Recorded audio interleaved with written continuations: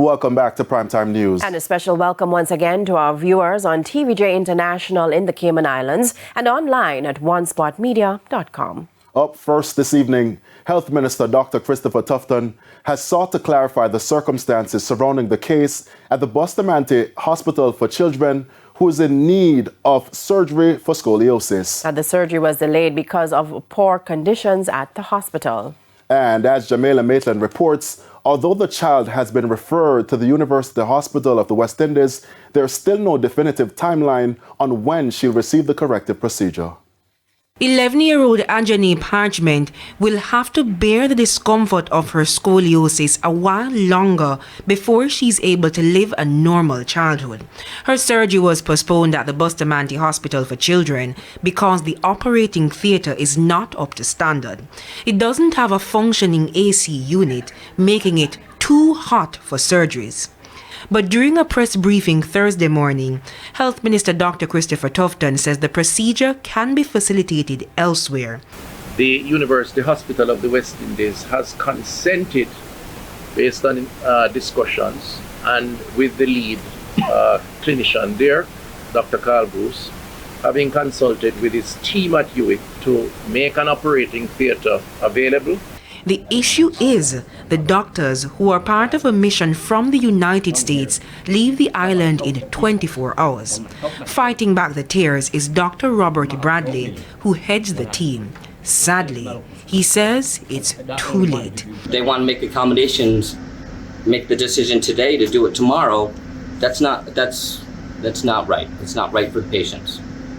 The health minister declared that Ajani will do her surgery. He wasn't able to say when. It's what worries Ajani's mom. Dr. Bradley and his team performs the surgeries for free. He revealed that the team usually does between 12 and 16 corrective surgeries during their visits.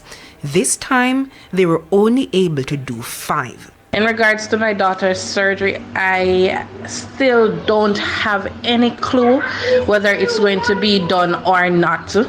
A visibly upset Dr. Tufton describes it as a perennial problem.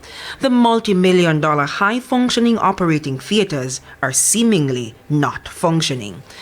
I have asked for a draft terms of reference to engage a private entity to coordinate the overall maintenance of the plant of a health facility.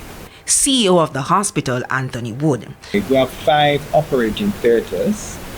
Of the 5, 2 are presently, 3 works, but 1 of them have high condensation taking place right now. 2 actually not functional. 1 has been out for how long? Many years. And that's the other thing. Dr. Tufton explained that a company was contracted to repair the AC in April. Another company has since been brought in, but the problem remains. The company that supplies the service has been at it for 5 months without resolution. And then we engage another one who said they can fix it, and in fairness, we're prompt to assess, but now has bureaucratic hurdles. Based on their own internal arrangements. And now we're stalled again for 6 more weeks. TVJ News observed the leadership of the Southeast Regional Health Authority speaking with the senior doctors about the issues they're experiencing. We understand that surgeries like Ajani's that require more than 4 hours pose significant risk for infection. The hospital, however, says it reviews and provides treatment on a case-by-case basis. Jamaica Maitland, TVJ News.